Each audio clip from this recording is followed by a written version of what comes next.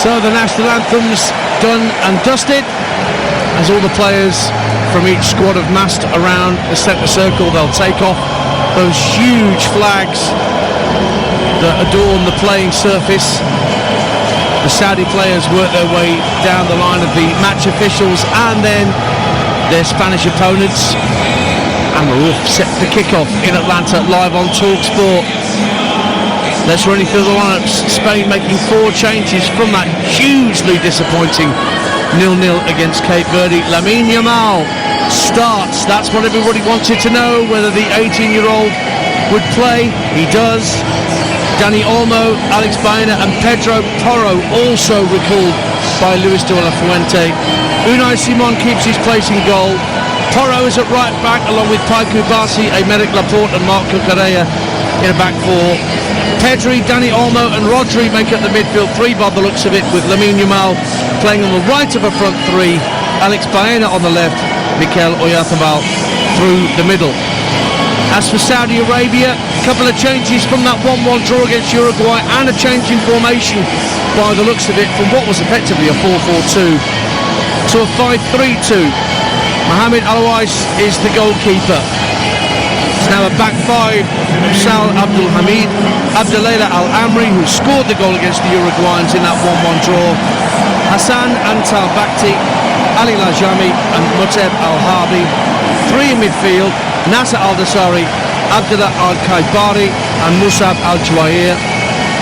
And up front, Faras Al-Bikan, the captain, and Salem Al-Dasari. South American representation for the match officials, including Rafael Klaus from Brazil, who's the man in the middle, with 2 assistants from Brazil and 2 from Colombia. And in the VAR room, South and Central American representation from Nicolo Gallo of Colombia, with Mexican assistants to help him out. So the teams are out. The different styles, Tash Dowie, might give us some clues as to who can get a bit of an advantage early on and find space when you've got a 4-3-3 effectively against a 5-3-2. Somebody's going to have an overload somewhere. Yeah, absolutely that. And I think straight away you'll see from the off that Spain will possess the ball early doors. I'd hope to see a bit quicker play, a bit more forward, a bit more direct. But I think for Saudi Arabia as well, they'll be really looking to pick those spaces, especially down the channels. The Spanish fullbacks would like to bomb on, and that's when Saudi Arabia need to come alive, and they need to make sure that when they do get those opportunities, they make the most of them. There's only one player on each side that has a yellow card against their name from the first match. Pedri was booked against Cape Verde. Al-Amri, the Saudi goal scorer, was also yellow carded in their match against Uruguay. So those are the 2 players out there that have to be careful. Georgios Donis, the former Blackburn, Sheffield United and Huddersfield winger, the Greek international, was only parachuted in as the Saudi Arabia coach 59 days before the start of their tournament. I'm told he had only 12 training sessions with his players to get them used to his tactics, but he's coached in that part of the world, Tash, for over a decade, so he'll know these players inside out. Yeah, I think that's helped massively. You know, it's actually really interesting me to hear him say that he felt as if maybe he didn't know the way that the team gelled as much, or didn't feel as if they could maybe be as fluent or adaptable and maybe in game 1. I actually think he's been a bit hard on himself, because I think the performance was really admirable. So for what he's done in such a short amount of time, I think it's really impressive. I enjoyed what I watched against Uruguay with Alvin the other day for TalkSport. Feels like a bit of a kick-up though to go from Uruguay to Spain. Certainly is in terms of UEFA rankings, but Spain finding goals hard to come by. They do not want a 3rd consecutive World Cup match without finding the net. We are underway on TalkSport. Spain in their traditional colours of the red and blue shirts with a bit of yellow trim, dark blue shorts and socks. Saudi Arabia in their 2nd strip of all white with green and gold trim. Cucurella stealing forward in these early stages, finding Alex Baena, left-hand corner of the area, tries to whip in across. Al-Amri manages to get it half clear, but it's steered out to the right-hand side, and Lamine Yamal gets his first touch, and the noise levels go up showing good strength down the right-hand side of the box. Floats the ball to the far post and the diving header clear from Alhambri, and straight away Tashdawi. Lamine Yamal showing just what he can do on that right-hand side for Spain, 0-0. I mean, as a player, the first thing you want your first action to be good, your first pass, your first tackle. Straight away, we spoke about it, we wanted Spain to be more direct. They get the ball to Yamal, he chops inside, he chops back, he gets an early delivery in. My big question mark then is, where's the big, number 9, Otabao? You know that Yamal's going to get that delivery in, he has to get in front of the defender there. He's standing still, he's flat-footed. That's a tap-in if he actually comes alive there. Spain 0, Saudi Arabia 0. Spain have possession inside the Saudi half, but they have to work it back by Rodri into their own half, and it's tucked back by young Tai Kubasi, and the two centre halves. Plays a 1-2 with Emerick Laporte, and now Pedro Porro, who's just signed an extension to his Tottenham contract. Lovely crossfield ball to pick up Baena inside the area, left-hand side, got inside onto his right foot, tried a drive, and it was blocked behind by Abdul Hamid for Spain's first corner of the game with 2 minutes gone on TalkSport, 0-0. Well, we spoke about why these wide players have come into the game and they've made an impact straight away. This is now down the left-hand side with Baena. He goes 1v1 again, but he cuts inside, he gets his team a corner, but this is what Spain need to do. They need to be more positive, and they've done that so far. Yamal pretended to hit a short corner to a teammate. He's just been told to hold by the assistant. Now he can take the left-footed corner. It is short. Worked out to the edge of the area. Yamal will get it back. First on ball, clipped into the near post, but that's a comfortable volley clear for the Saudi Arabian defence. And Spain will collect on halfway with Toro. Plays the ball into the centre circle. And Pedri works it out to the left-hand side. Will go all the way out to the new Real Madrid man, Marc Cucurella. Rodri of Manchester City clips it across the midfield and finds Porro. Yamal ever willing on the right wing, picks it up now at the right-hand corner of the area, chips it all the way to the far post, heading back across the face of goal, but straight into the grateful arms of Alois. 3 gone, 0-0. I mean, this is going to be a long 90 minutes if this continues. I mean, it's great by Spain, but I would have to say, Ian, though, we were wondering how Saudi would set up. They've actually gone into a 5-4-1. We thought maybe they might play a 5-3-2, but they're not able to get any sort of pressure on the ball so far in this first 3 minutes. Could be a very, very quiet night for Feras Al-Brikan, the Saudi captain up top. The pattern of play seems to be establishing itself very early in Atlanta. 0-0 on TalkSport, but Spain have the ball again with the wonder kid Lamine Yamal darting in field from the right touchline. As he fancies a cracking goal from 30 yards out, it's well wide. That's a sighter for the 18-year-old, and there doesn't appear to be anything wrong with his movement or fitness with that strike, Tashdawi. Do you know what I was just about to say? As a spectator, I'm cringing a little bit just thinking about, his hamstring, he's chopping and turning, he's putting crosses into the box, but then he's going to ping the shot from about 30, 40 yards. So, right now the hamstring's looking like it's holding up. Goal kick to Saudi Arabia that they've whacked up towards halfway, but Rodri comfortably gets there first. Saudi just can't get hold of the ball and keep it. They just have to hit a long ball downfield.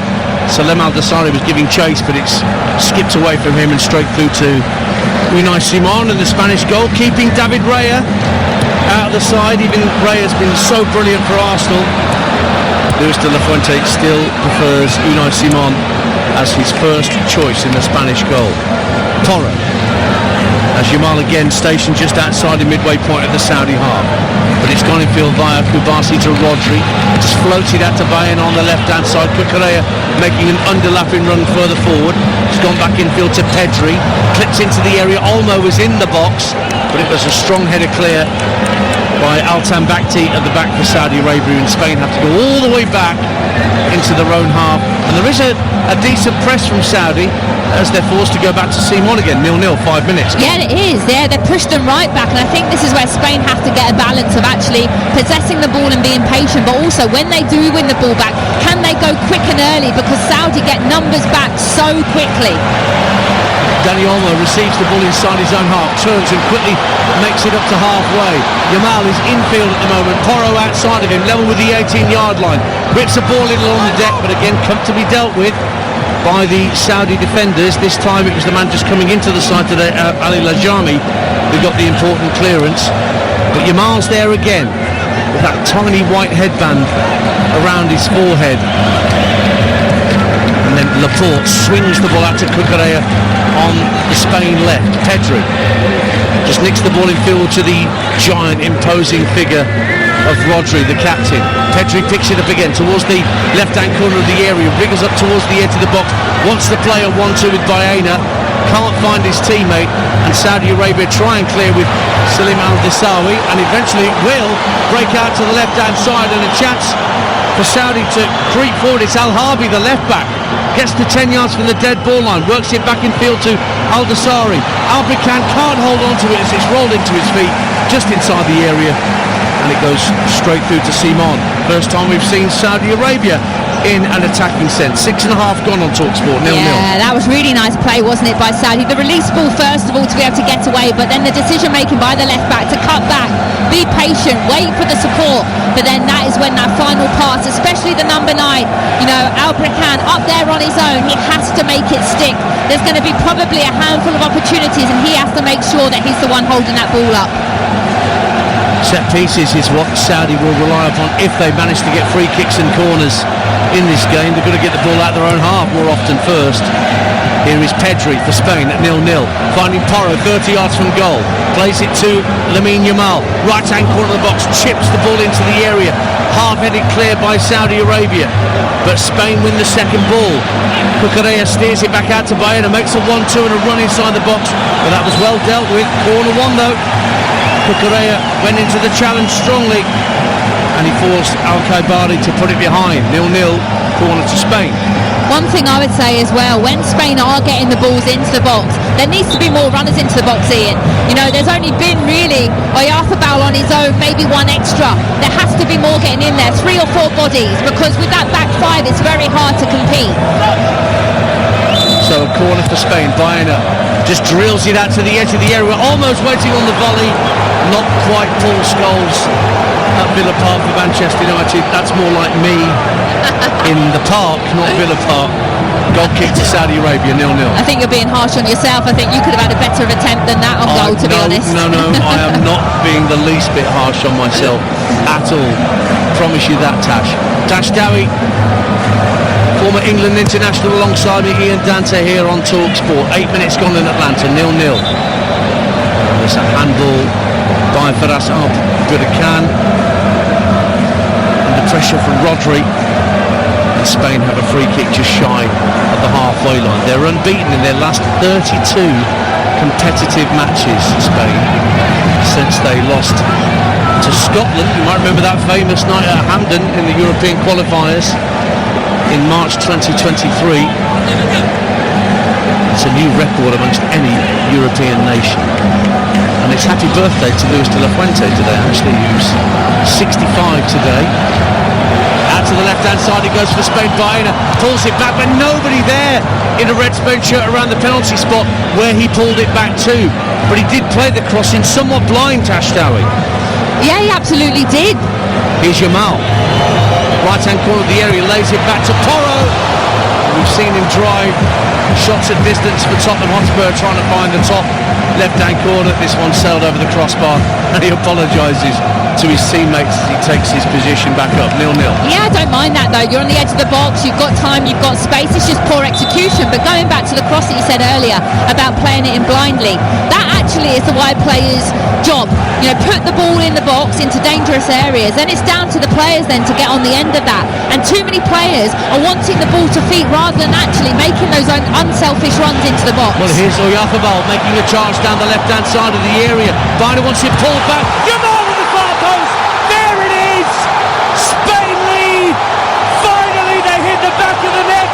And who else was going to get it but the teenage sensation, Lamine Yamal? Credit to Oyarzabal. Great run down the left-hand side of the box. Pulled it across the face of goal. And Yamal had the simplest of tasks at the far post to slide it home, and Spain lead and finally announced themselves at this World Cup. 10 minutes gone, Spain 1, Saudi Arabia 0. I mean, Spain mean business, don't they? Let's be honest. We're 10 minutes into the game and they've already shown more in this game than they did last game. We spoke about how they have to counter quickly. They win the first ball, they win the second, but look at the pace, Ian. The runs in behind, the unselfish runs, but then it's the bodies in the box. Saudi actually outnumber them, but it's the desire. They switch off, and you can't switch off against probably one of the best players, if not the best in the world at the moment. The ball is absolutely exquisite. Whipped in behind, they're so hard to get. Does the keeper come? If the defender gets there, it's an own goal. But Yamal shows that desire to get in the back post. You're not going to get an easier goal than that. And starting him today has definitely proved a positive move. His 7th international goal on his 27th appearance. Lamine Yamal. Was there ever any doubt that he was going to get involved before too long at this World Cup and to score the winner at the Euros? So 1-0 to Spain, 11 and a half minutes gone. If I'm being a bit honest, Ian, I'm a bit disappointed with how Saudi have come and approached this game. You know, I think for me they've shown Spain a bit too much respect.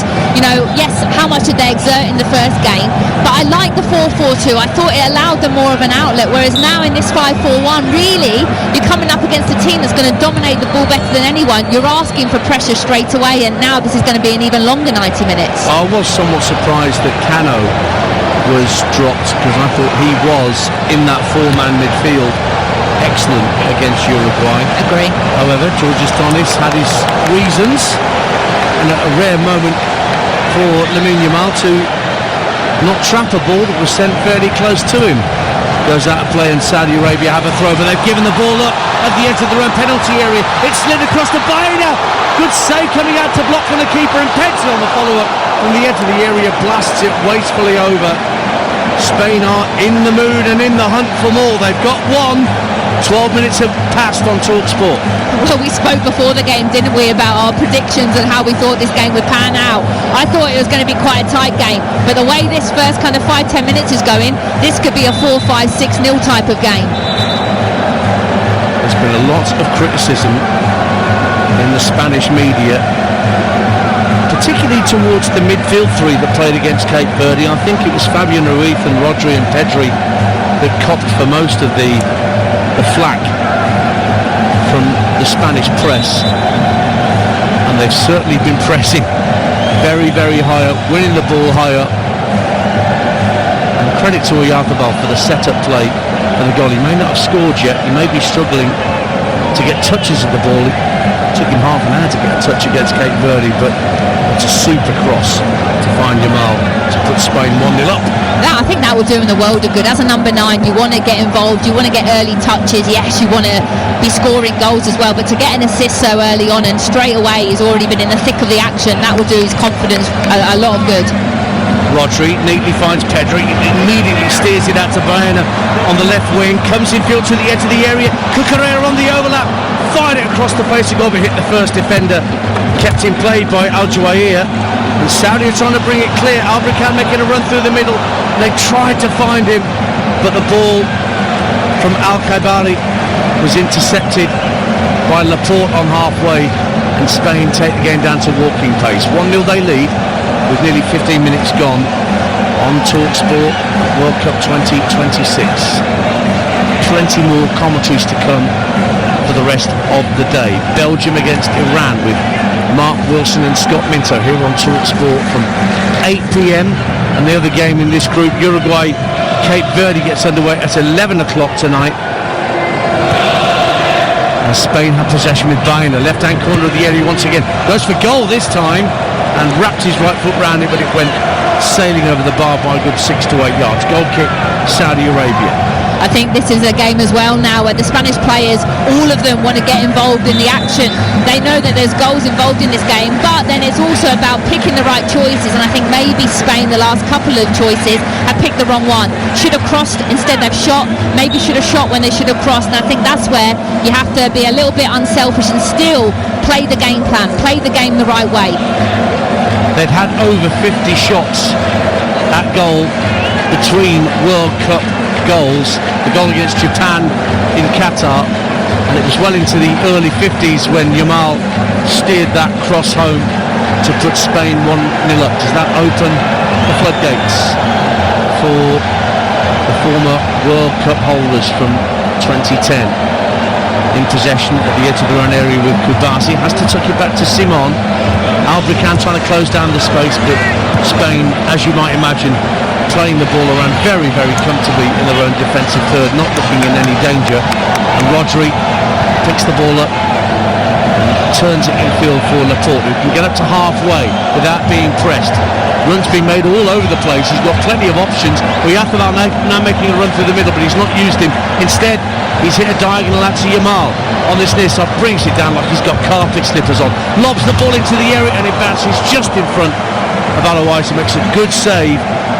Yamal was hoping that Dani Olmo would make a slightly earlier run across the goalkeeper and get a touch, but instead it stays 1-0 to Spain on TalkSport. Well, they've won the ball back again, high up, and this time an effort from the edge of the area is beaten out by Aloisi. It was Pedri, was it, who tried the shot, or maybe it was Oyarzabal, but it was a snapshot from outside the box, and the veteran keeper quickly down to it. It was Oyarzabal.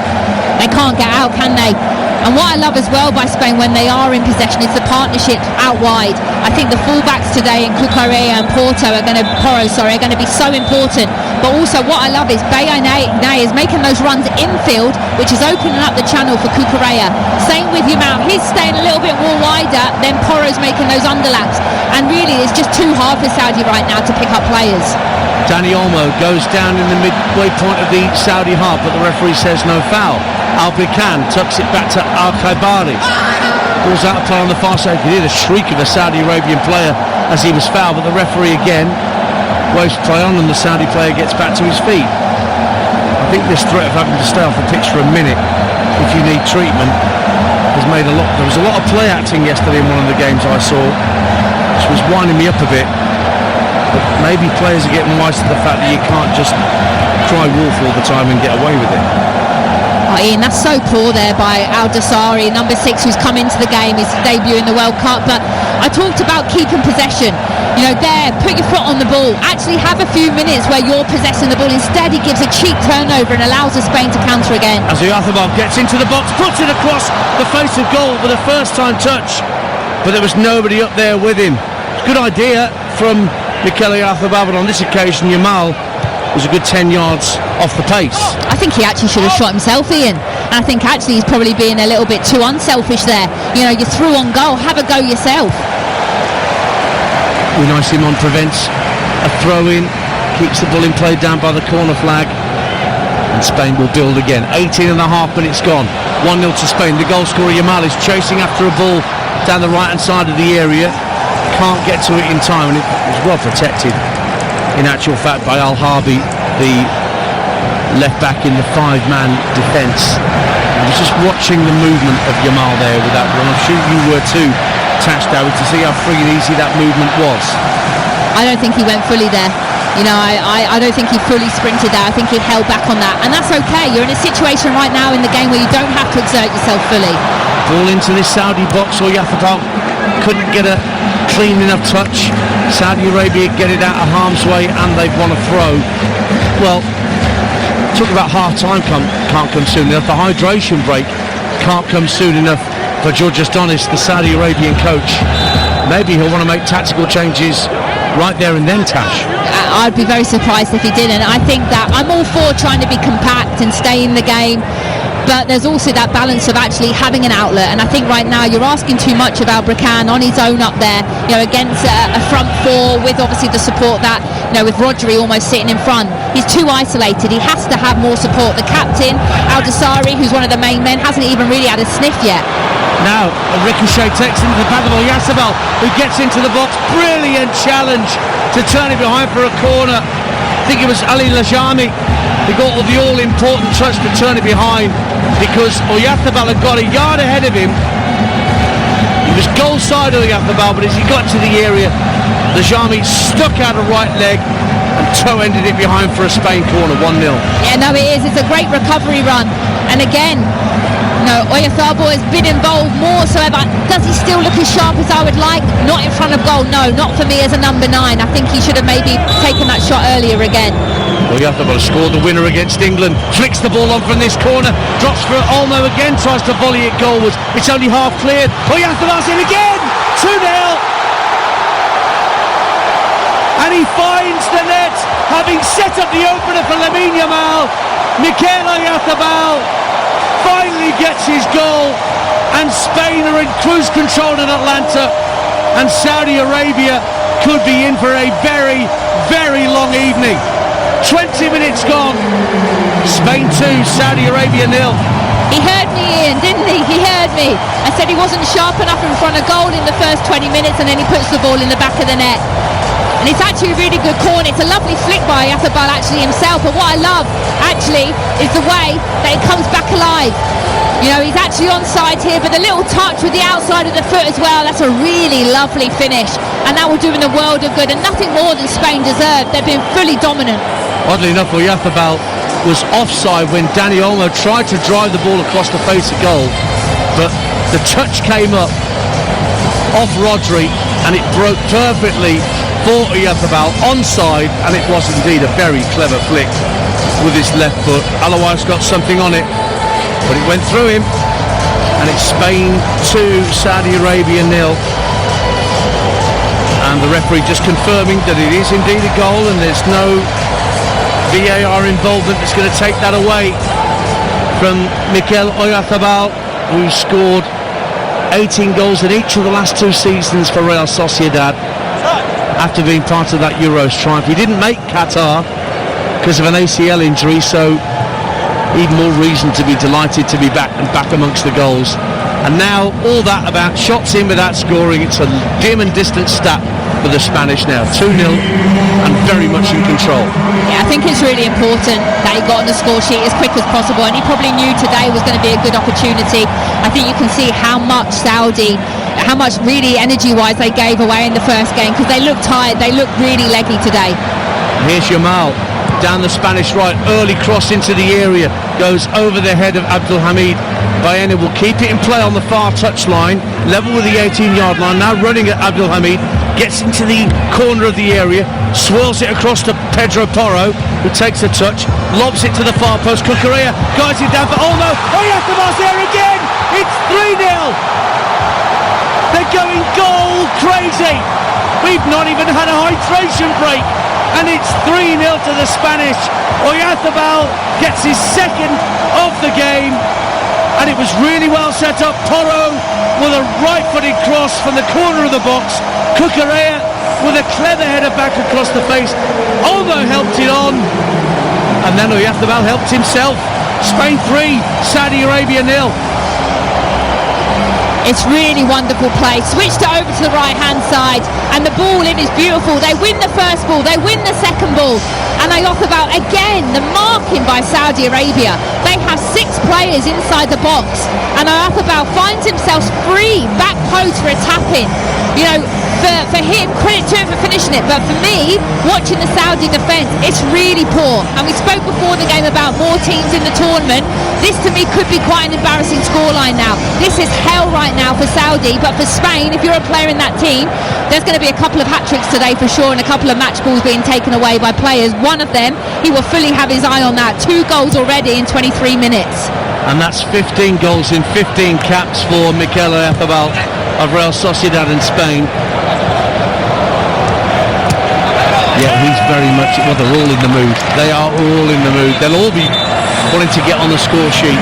The bench as well. The bench will be looking at this game thinking, why am I not playing? Why am I not starting today? Get me on. And we talked about Yamal. This is a perfect situation now come half-time to rest him. Maybe so.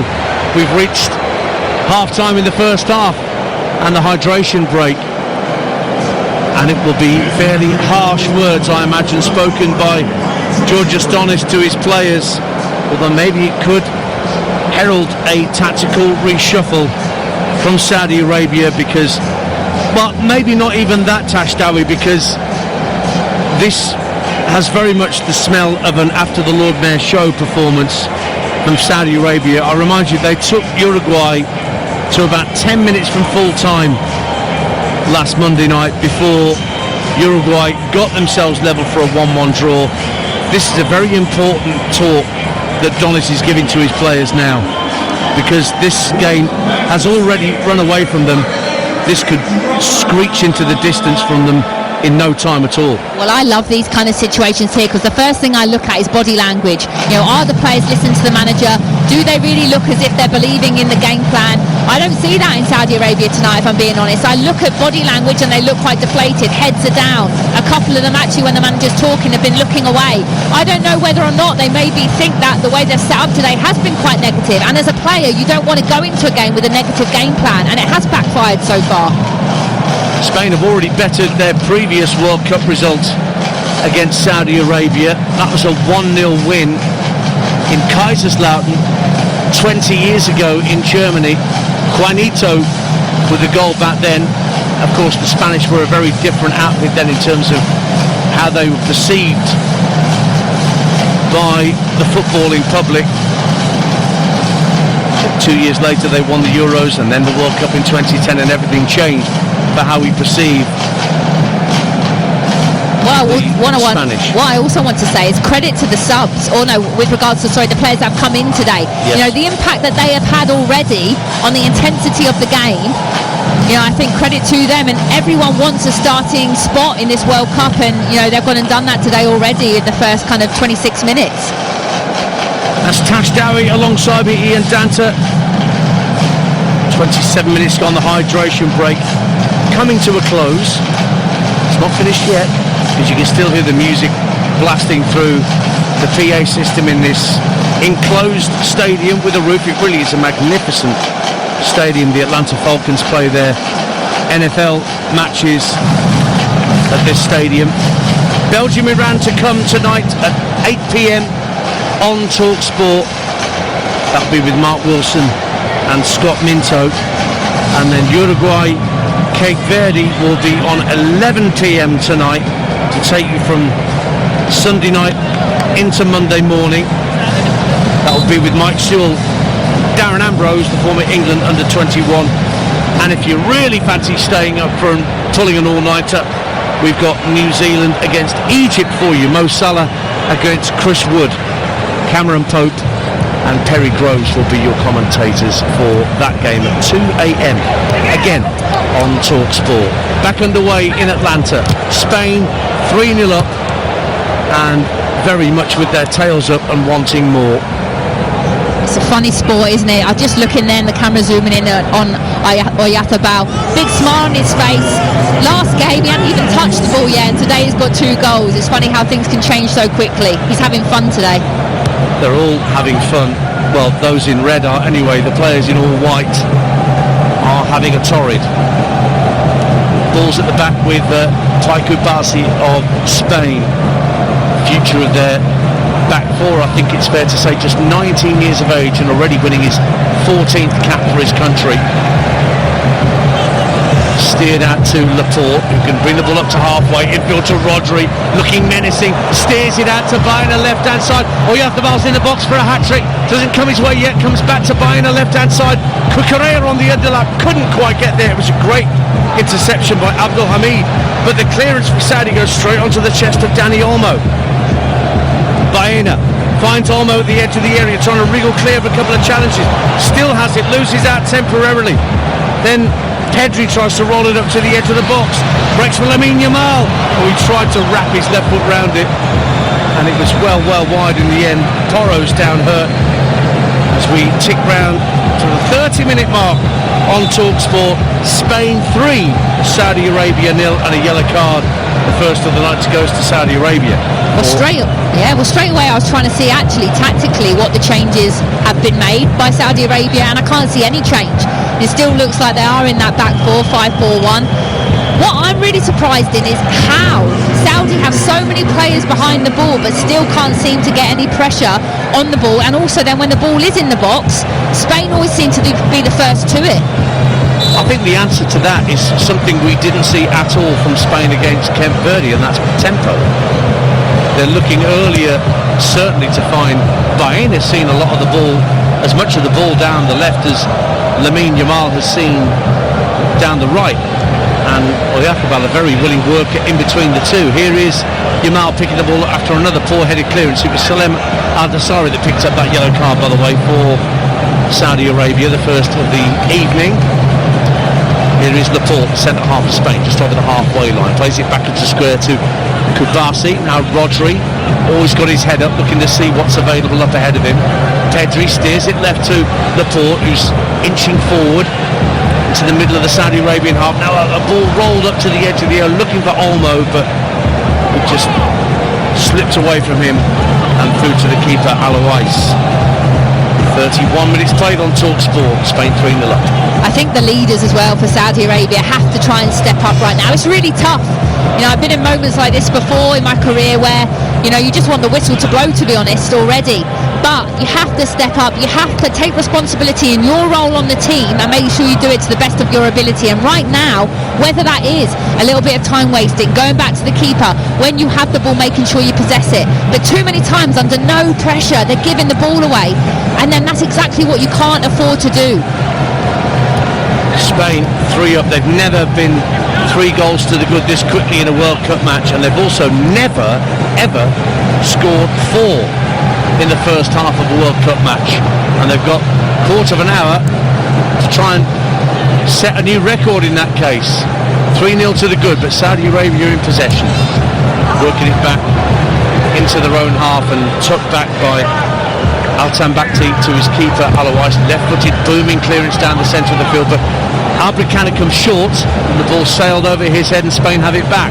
Rodri on halfway plays the ball on the deck looking for Oyarzabal, but that was a good sliding challenge to get in front of him by Ali Lajami.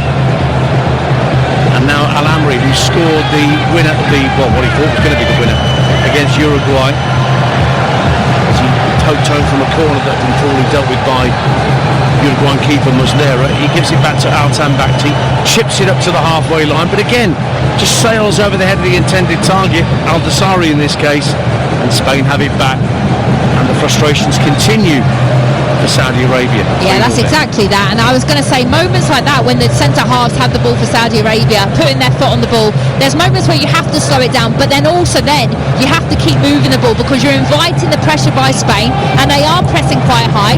Then that's when they're having to force it long, and then the players are isolated up front. Olmo, lovely quick feet, works it out to Yamal.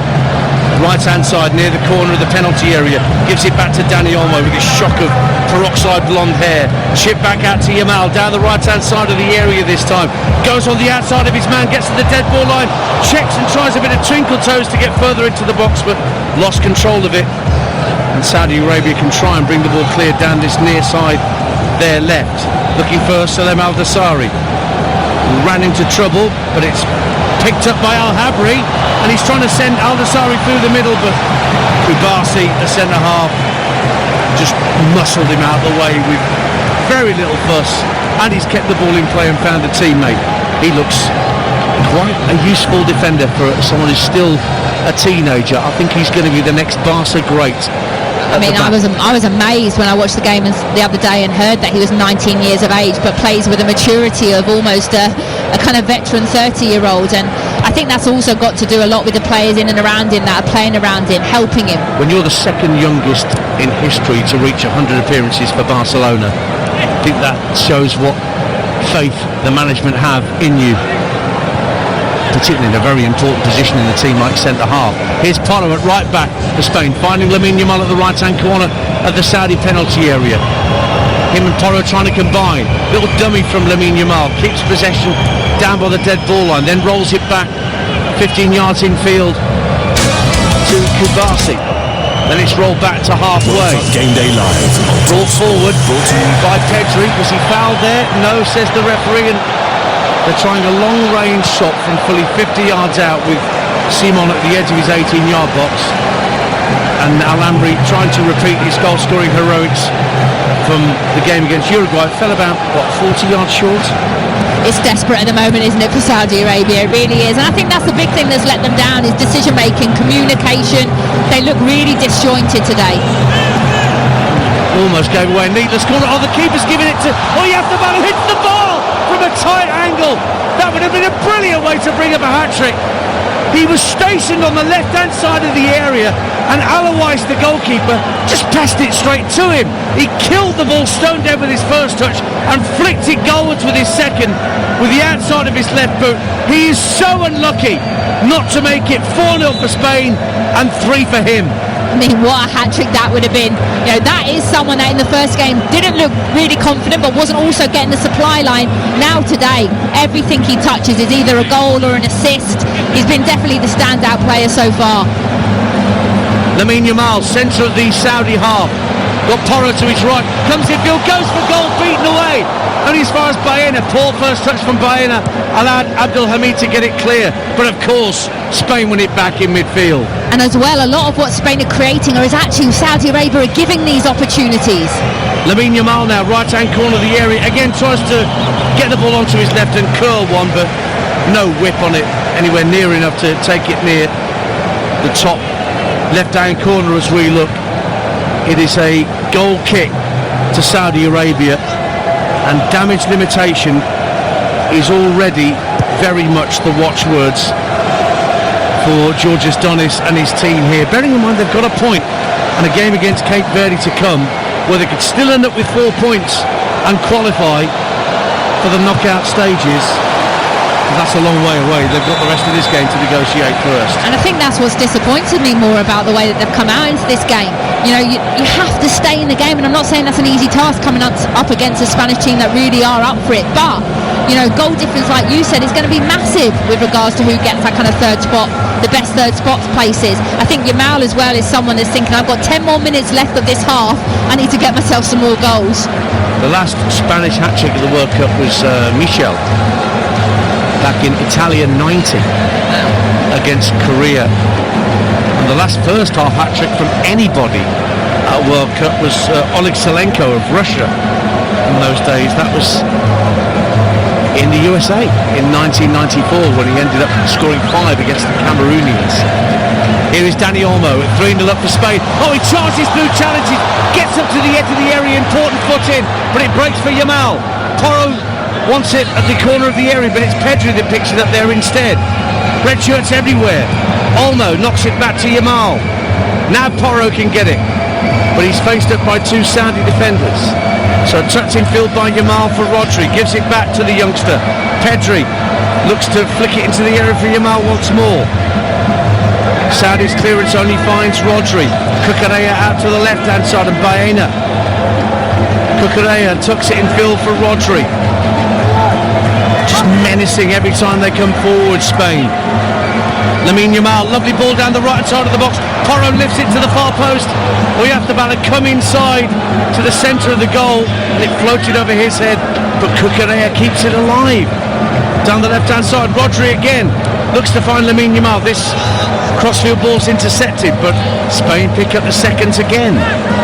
Olmo back for Pedri, centre of the Saudi half, lofts it into the area, looking for the run of Yamal. Good defending by Saudi Arabia that time, but it is all hands to the pump at the back for Saudi Arabia to try and repel this wave after wave of Spanish attacks. I mean, realistically right now you could drop a net and all of the 10 Spanish players are in and around the Saudi box, and every single time they're picking up the second balls, they're picking up the third balls and just going again and again. Every time Saudi players look to try and step or trying to get out, they're finding the runners. They are praying for this half-time whistle to blow. Spain 3, Saudi Arabia 0 on TalkSport. Just over 5 minutes plus added time to half-time. Cucurella now for Spain, down the left-hand side. Aljouaye goes with him, but instead it finds Baena, lofts it to the far post with a chip, looking for Dani Olmo, but it was over the head of the Spanish number 10. He knew he couldn't reach it. Appreciates the effort from Baena, but it's a goal kick to Saudi Arabia. We're just seeing a replay on our monitors of the run that Olmo tried to make 2 or 3 minutes ago, just bulldozing his way through the centre, and he very nearly found a route to goal. I'm trying to also think as well, Ian, at half-time, the changes that can be made for Saudi Arabia. You mentioned Akano. For me, you know, midfield player, energy, has got legs. they need some fresh legs at half-time, but they also need a formation change desperately. I mean, the game for them, I think, in personally, is done and dusted, but they need a little bit of pride. You know, they absolutely can get themselves, you know, a goal, or at least kind of, like I said, a bit of pride, but changes have to be made at half-time. Try and sneak Harrow on without making a change. See if the ref spots it. Not sure that would even help right now. Not particularly. Ball's back with Alois, the keeper. First time clearance is flicked on well by Albrican. Good touch from Al Juwair. Out to the right hand side, and Abdul Hamid. There's 3-4 to Saudi Arabia. Ball into the box, and it was a good interception from Amel Laporte. In fact, Kubasi, forgive me, who just got in front of his goalkeeper, took charge, and here comes Spain on the charge. Down the right hand side with Lamine Yamal, who scored the first of Spain's 3 goals in this first half. Now they take the game down to walking pace. Rodri, centre of the Saudi half, options left and right. Goes to his immediate left and Pedri. Quick ball for Cucurella and then out to Baena, left hand side. Every outfield Saudi player behind the ball at the moment. Kubasi steers it out to Yamal. The level with the edge of the penalty area. Trying to combine with Porro down this near side. Feints to go down the right hand side, does Lamine Yamal, but doesn't take the ball with him. Then Porro works it in field, first for Kubasi, then Rodri. Lovely flick by Toyathabal inside the area, has a second try from a tight angle, and it's well wide. He wants that hat-trick. Saudi defence was just good enough to repel him on that occasion. 3-0. Just good enough, and you can't fault him for taking the shot on. Olmo is pointing to him saying, pass to me, but absolutely not. As a number 9, you're taking that shot on when you're on your hat-trick as well. But I think it is that balance now, because the game is so easy, decision making potentially, players being a little bit more greedy, wanting that goal. You've got to keep doing the basics well. Watching that golden boot, he's had a look at that chart. He wants to be in there with Mbappe and Kane and Messi and Balogun and David and all the others that have been finding the net more than once so far at these championships. I think Ian as well, I've been noticing, and there's no surprise there, but Yamal and Bayern aren't tracking back, so they're just free, they're staying up front, which that actually then affects Saudi being able to actually get numbers forward, because they're too worried then about when they do lose the ball, the numbers that Spain then have up front. They're cheating almost, they're not defending. Spain 3, Saudi Arabia 0. 43 minutes played in this first half on TalkSport. Saudi with a rare foray forward, but very clever defending from Alex Baena. Hit the ball against Abdul Hamid, who was trying to steal his way down the right hand side of the box to get a cross in, but instead Baena hit the ball against the right wing back, and it's a goal kick to Spain. How good is that to see as well? Baena, we're praising him all half about what he's done going forward, but he's doing his defensive duties as well, and I think that's a credit to him. Plays for Atletico, made his name at Villarreal. He was part of the under-21 Spanish squad that lost to England in that final a few years ago, and apparently he considered quitting the game altogether, so despondent was he after that defeat, but fought his way back at Villarreal, probably not playing with quite the notoriety at Atleti that he was at Villarreal, but good enough for Luis de la Fuente to bring him into the squad, and he's looked decent in the first half on the Spanish left. But Saudi Arabia have won themselves a corner. Set pieces, that's their forte, and they've got a line of players in and around the penalty spot. Al Juwair will take the corner eventually. Referee just looking at a bit of pushing and shoving, and Al Juwair sends a short corner that is defended by Lamine Yamal. Got there first, and now he'll pick up the loose ball on halfway. Oh, and a collector's item. A heavy touch from Lamine Yamal, giving the ball back to the opposition. I mean, that blows my mind. You've just spoken about it. Al Juwair, one of the star players, set piece specialist. That is the one opportunity that you have had all half to get the ball into the box, and you play short and give the ball away. I mean, that really just sums up Saudi Arabia's first half performance. Into the last minute of normal time in this first half. There'll be, as usual, a few minutes to add on for hydration break, but there've been no other stoppages in this first half. On TalkSport, Spain 3-0 up. The ball's tucked back to Kubasi. Laporte just to his left, near the centre circle. Finds Dani Olmo on halfway. Lovely first touch on the half turn. We're going into 5 minutes of minimum stoppage time. Olmo gets it back from Yamal. Rodri striding forward. Finds Cucurella. Rolls it down the left-hand side of the box for Baena. Looks to check the ball onto his right. Back for Rodri at the edge of the area with the first time try, but lifted it wide and pretty high as well. And it's a goal kick to Saudi Arabia, but they all fancy a cracking goal here, the Spanish. I mean, every single one of them are putting a top performance. And yes, at times maybe the finishing has been off, that being a prime example from Rodri. But what I've been so impressed with Spain is that they have been finding the players. Whether it is the early cross, whether it is actually being a little bit more patient, looking for the cutback, every single time they've found a red player. And I think that's been the big difference between this performance and the last one. Oyarzabal on a hat-trick. Can't control the ball on halfway as it was fed up to him. In steps Laporte to stop Al-Khaibari getting away down the Saudi right. And a throw's been given to Spain. Bang on halfway, and here they come again. Baena stepping in field to the centre of the Saudi half. Porro's ahead of Lamine Yamal in this instance and receives it now. The right-hand corner of the area. Gives it back to Yamal, who tucked it in field to Pedri. Slightly lazy touch from Pedri. Kubasi has to go all the way back to halfway to collect. Did you see that momentum graphic just then? That's basically just Spain, the whole 45 minutes. Saudi Arabia have had zero momentum, so I don't think I've seen a more dominant first half of football. It is red wave after red wave on that particular graphic. The goals have dried up. I've had one for a while. Here is Rodri, centre of the Saudi Arabian half, twisting and turning away from Al-Khaibari. And then Pedri runs into traffic. Ball out to the inside left for Baena, left-hand corner of the box now for Spain. He turns away from a challenge, feeds it into Pedri. Cucurella in space, left-hand side can measure a crossing, takes a deflection, corner kick to Spain. 2 minutes of the minimum 5 have gone. Spain still 3-0 up on TalkSport. And you talk about that though as well. I know we were laughing a little bit about the goals drying up, but I think for Saudi Arabia, that's so key. You know, they can go in now at half-time. It's been a nightmare of a half, let's be honest. But 3-0, the last kind of 5-10 minutes, they've shown a bit more discipline. Ball lofted into the area, looking for Laporte, headed away. It's a good touch by Salem Al-Dassari to bring it clear up to halfway. He's wriggled free of several challenges, and he finds Al-Harbi, but the left wing back runs into Lamine Yamal, but he can't keep it in play.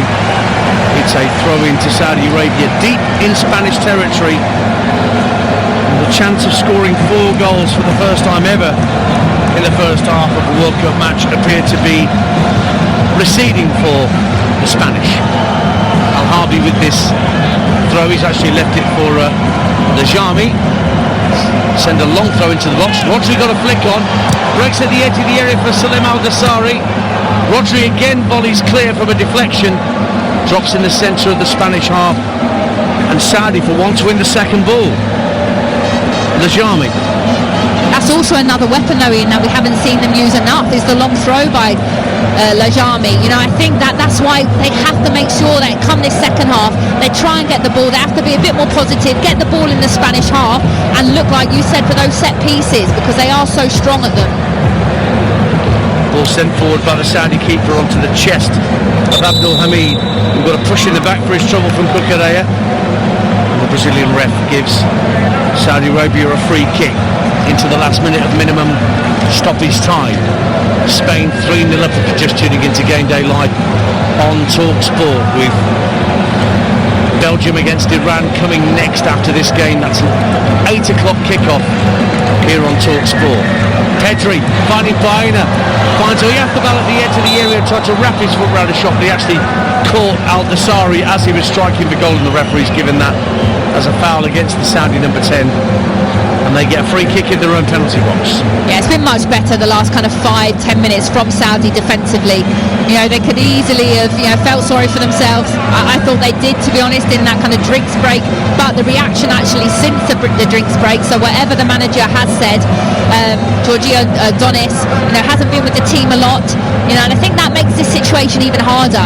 When you do play for your coach, when you do play for a manager, you want to have that relationship, you want to run through a brick wall. Do these players fully trust this manager yet? yet? My question is, at the moment, probably not, but they've shown a little bit more pride in this kind of second quarter of the first half. And there goes the half-time whistle in Atlanta. Panic over. Spain do know where the back of the net is after all, and they found it 3 times in this first half. The teenage wonder kid Lamine Yamal got things going in the 10th minute, very cleverly steering the ball home at the far post from Oyarzábal's intelligent left wing centre, and then Oyarzábal got in on the act himself with 2 goals just before the hydration break. Could have had a hat-trick with a ball that was steered straight to him sensationally by the Saudi keeper out on the left-hand side of the box, and his improvised left-footed effort smacked against the woodwork, and that could have been a hat-trick inside the first half for the Real Sociedad man. But they'll be happy enough to be away and clear at half-time. Lots of mopping of brows from those wearing the red shirts in the stand, who might have feared before kick-off that it could have been Cape Verde Mark II. Saudi not at the races at all so far. Boy, have they got some work to do with their half-time team talk. At the break, it's Spain 3, Saudi Arabia 0. Thank you, Natalie. Well, in actual fact, the changes are most definitely coming for Spain, if not for Saudi, because Yeremy Pino of Crystal Palace and Ferran Torres of Barcelona are both going to be coming on at the start of the second half. It would be more of a racing certainty than anything that Lamine Yamal is one of those who's being withdrawn. Might be Oyarzábal, despite being on a hat-trick, that's been the other player taken off, but the boards haven't gone up yet to indicate who is being replaced. The referee's already just come out of the tunnel, and now the Saudi players emerge from the tunnel at the side of the pitch, led by Georgios Donis, and it is indeed Lamine Yamal who is one of those players being withdrawn, and Oyarzábal is the other one coming off. Blimey, I get things right sometimes, Tash Carrier. You actually know what you're talking about. But I tell you what, I would be fuming if I was Oyarzábal, because he's obviously fit. He's on a hat-trick. He wants that golden boot. Absolutely, the Yamal is a sensible one. I think he could have been in the shower a lot earlier than half-time, to be honest. Well, and there is a double change as well for Saudi Arabia. Mohamed Kano, who we mentioned before, tall, rangy midfield player, winning his 81st cap, he's coming off. So Al-Khaibari and Al-Juair are the players coming off in midfield, and as well as Mohamed Kano coming on, number 19 Abdullah Al-Hamdan is also being introduced into the Saudi midfield. Well, he's more of a striker actually, so Al-Hamdan will go alongside Fares Al-Brikan in attack, wearing number 19. So both sides have made 2 changes, Tash Dowie. Yeah, and I think with regards to Spain, it's 2 changes that they can afford to make, so that's a positive thing for them. Rest, rotation, give players another opportunity. For Saudi, I think really any of the 11 could have been taken off. I think all of them were really poor with their performances, so hopefully these 2 can come in and fresh legs and really kind of give them a bit of a boost that they need in this second half. Still looks like 5 at the back though for Saudi. We're back underway. Saudi in their change strip of all white with green and gold trim, Spain in the red and blue, and they're attacking the goal to our left. So it is Simon in goal for the Spanish, Toro, Kubasi, Laporte and Cucurella in the back 4, Pedri, Olmo and Rodri in midfield. It's now a newish look front 3 of Pino, Torres and Baena. As for Saudi, Al-Awais the goalkeeper, Abdul Hamid Al-Amri, Altan Bakhti, Lajami and Al-Harbi remain the back 5.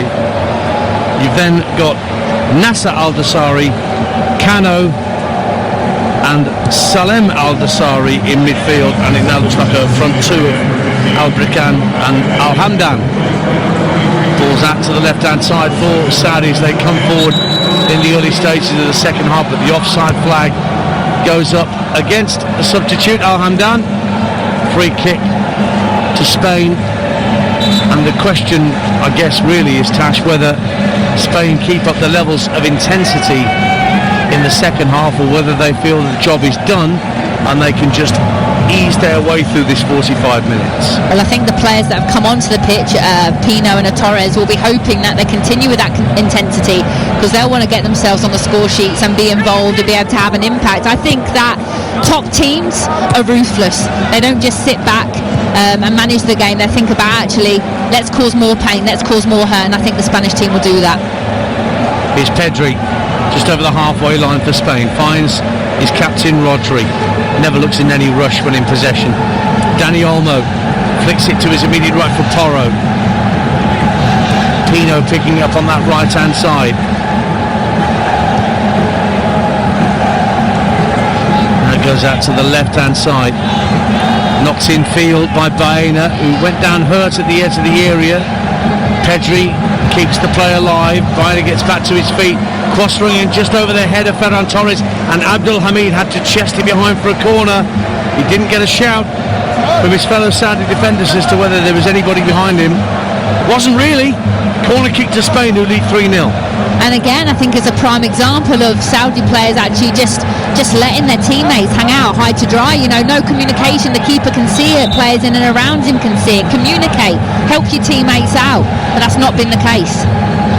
So a little less height in the Spanish box, with Oyarzabal having been substituted. Torres not quite the physical presence in there. They've still got Rodri and Laporte and Kubasi in that 6-yard box. It's going to be Baena with a right-footed in-swinging corner for Spain.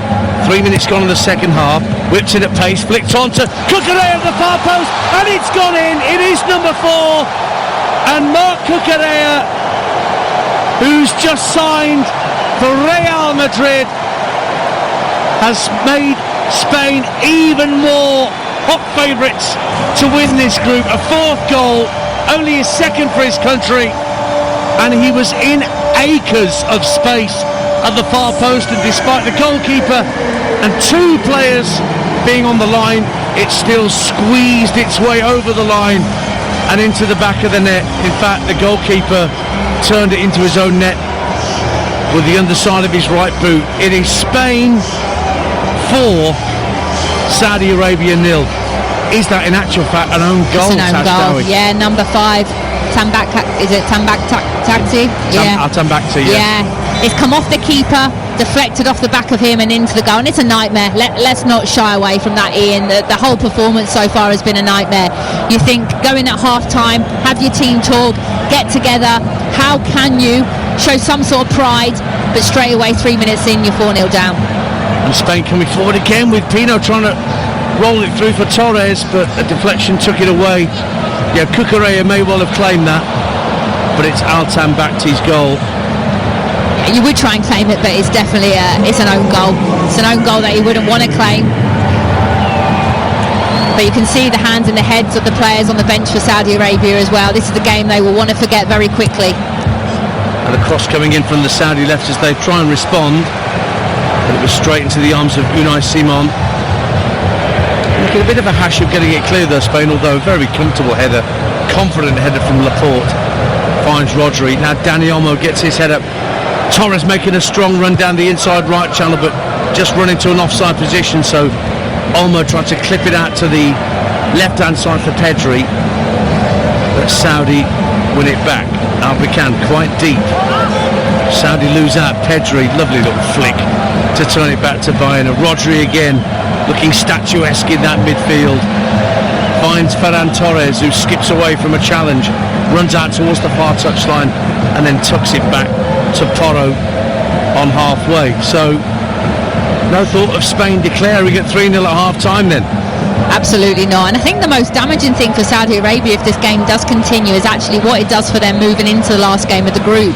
The group is so tight still. You know, they're all on 1 point coming into this game today, but confidence-wise, momentum-wise, you know, that could really be quite damaging for them. Cape Verde to come for Saudi Arabia for their final game. That's in Houston, whilst Uruguay and Spain will meet in Guadalajara in Mexico. Baena giving chase for Spain, chasing after a ball that he was never going to catch, and it's out of play for a Saudi goal kick. You're listening to Talk Sport at the World Cup. We'll bring you team news in a little while from the game between Belgium and Iran that kicks off at 8 o'clock tonight in Los Angeles.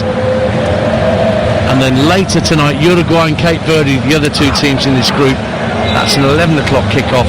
Mike Sewell and Darren Ambrose will be your commentary team for that game. 4-0 hit to Spain. We also talk about in football creating your own luck, and when I just watched that fourth goal back, and the shot comes in by Cucurella, a lot of power. It's a great save initially by Alois, but then to deflect off the defender, you think, how unlucky can you get? But also, I think, Ian, you have to create your own luck, and they haven't today. Oh, what a ball for Porro's made a great run into the area right-hand side. Good save by the goalkeeper. Torres tries to follow up with a header, and Alois clutches hold of it gratefully.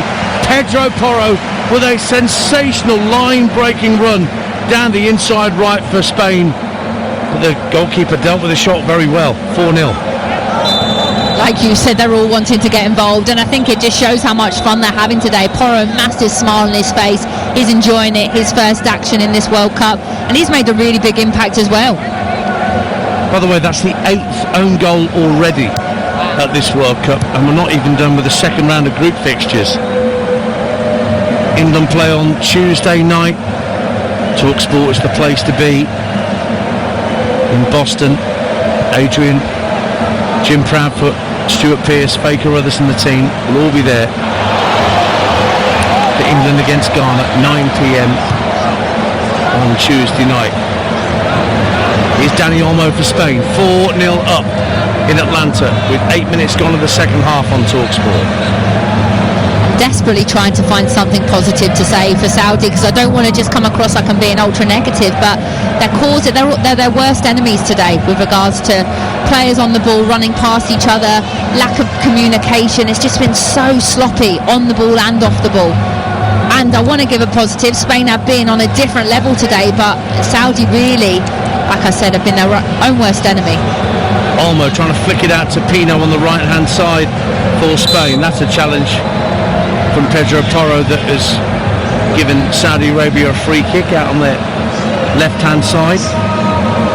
In amongst all of this, we shouldn't forget that Saudi Arabia still have the opportunity to finish this group with 4 points and get through to the round of 32. They absolutely do, but what I'm saying is, if this game is a 6-7, 8-0 type of game, to be able to react, come back, have that kind of belief they did coming into this game is going to be a big ask. And this is where I feel for Scotland, because they play very early in the third round of group stage matches, and so going to be so many more teams that will know what they have to do to try and get ahead of Scotland if that's the potential. So Scotland are really, I hate to say it, you almost feel like they've got to go for it against Brazil. That's to come in this week on TalkSport, and Joe Shannon and Mark McGee will be at that final Scottish game. Ball into the area for Spain. Cucurella drives it across the face of goal. Couldn't find a teammate, but it drifts out to the far right hand side, kept alive by Porro. Rodri plays it right to left to find Pedri, gets to the edge of the D, feinted to shoot, laid it back to Rodri, who tucks it back out to the right hand side, and Porro, early cross over the head of Cucurella, but Baena will keep it in play left hand side, faced up by Abdul Hamid, drives for the byline, good foot in from Abdul Hamid, but how quickly Cucurella was on the scene to win it back. Olmo finds Pedri, Rodri again, 20 yards from goal, calmly turns it around the corner for Aymeric Laporte. He's got all the time in the world, Rodri, when he's got the ball at his feet. Tucks it out to the left wing for Marc Cucurella. Plays a 1-2 with Baena. Rodri wants more in possession. Torres started to make a run across the box but halted it. Knew he was drifting into an offside position. Rodri lays it back into the centre of the Saudi half for Pedri. Back out to the right for Porro. Pino's tucked in field for the moment. Porro goes again down the right hand side of the box, but the ball for him is over hit. 10 minutes gone in the second half. It is still Spain 0, Spain 4 rather, Saudi Arabia 0. You would TalkSport. Well, this kind of game plan now, or the possession side, reminds me a little bit of the first game now for Spain, if I'm being honest, Ian, and that is the difference when a Yamal is on the pitch, possessing a lot of the ball, but all of the ball is in front of Saudi Arabia. It's easy. They're not having to move that much. It's a little bit slower. Whereas when Yamal is on the pitch and they get it out wide to him, we know what he can do. So this is where I'm just hoping that Spain don't fall back into the trap that they did fall back into in that first game, that they keep doing what they did so well in the first half.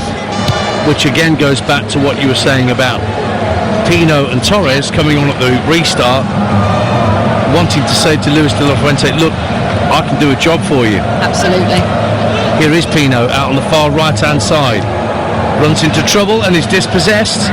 Nasser Al-Ghassari works it up to the striker up the top, Al Hamdan, but again the ricochets don't work for Saudi Arabia, and it's worked all the way back for Unai Simon. And Rodri just drifts away from a challenge. Deceptively quick, I would say, Rodri. He doesn't look like he's particularly fast, but suddenly he can go through the gears and drift away from somebody trying to snap at his heels. Porro, right hand side for Spain, 4-0 up. I would love to see number 4, Al Amri, who's a bit more of a leader for Saudi Arabia, just trying to take a bit more responsibility and actually communicating from the back and trying to get players to play a little bit more simple and to actually try and possess the ball, even if it's just for a couple of minutes. It's Tash Dowie, former England international, you can hear there alongside me, Ian Danta. It's Talk Sport at the World Cup. Spain very much in control in Atlanta. Fernando Hierro, part of the watching dignitaries in the posh seats. I think it was Yuri Chorkayev sat next to him. Hierro was the man that was parachuted in as Spain's manager just before the 2018 World Cup in Russia, when Julen Lopetegui, who was meant to be in charge, suddenly fluttered his eyelashes at Real Madrid. Word got out, and Hierro suddenly had to take charge for one of the greatest games I've ever seen. Spain 3, Portugal 3. Ronaldo's hat-trick, Isco, and the game that Adrian Durham wanted to marry. And I'm not even joking. Not surprise no. Oh, that's brilliant. This is what football's about, though, isn't it? We talk about our favourite World Cup memory, and you sound like you've got plenty. Well, that Russia World Cup had plenty. Certainly that game was up there, and Belgium-Japan in Rostock, when Belgium won with the last kick of the game's up there too. Japan, I fancy, as we were saying earlier when we were chatting with Natalie Sawyer, I fancy Japan to go a little bit deeper than they usually do at World Cups. They've never made a quarter-final. Spain have done better than that. They've won the thing back in 2010. How much chance they have this time? The bookmakers seem to think they're right up there in the favouritism ranks, along with the French and England. Let's not forget, a bit of a accidental, I thought it was an accidental elbow from Mohamed Kano, but he's been booked for it. As the elbow caught Rodri. I think that's a little bit harsh, to be honest. I mean, he's gone up, his eyes are on the ball. I always find this a bit frustrating, that to jump you have to use your arms. You have to use your arms as momentum.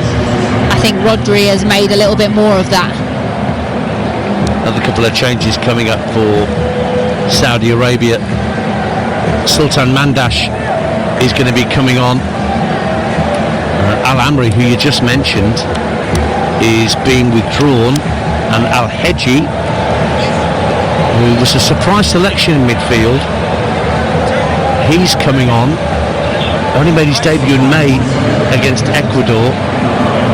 So Al Amri and Al Brikan, the central striker, have gone off to allow those players to coming on. Al Hedji is a central midfielder.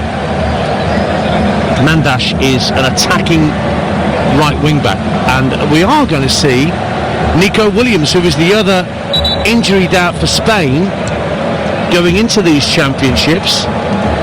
But Dani Olmo is being taken off, and so is Alex Baena. He's put in a decent shift, Baena, tonight, hasn't he, Tash Dowie? Yeah, I've been really impressed with him. He absolutely has to start come the next game. Been really lively, been positive, created a lot. Well, he will have given Luis de la Fuente something to think about. Absolutely, done the defensive work as well, not just the attacking side of the game, but actually off the ball, tracking back, working hard at that side of the game as well, which is what I like to see. And the lesser spotted Mikel Merino is coming on. Arsenal's midfielder, who missed 4 months of football this year after fracturing his foot in January. Apparently he used a mobility scooter to get around whilst he was in recovery. It's his 30th birthday tomorrow, same as Rodri. Happy birthday. Can he celebrate like Rodri by getting heavily involved in this game with half an hour to play? 4-0 to Spain. They have the ball with Ferran Torres. Lovely touch to take it into the area. Couldn't get the shot away. It was good defending again by Ali Lajami to stop Torres getting the shot away. He rolled his defender really well at the edge of the 18-yard line, but in the end he couldn't pull the trigger.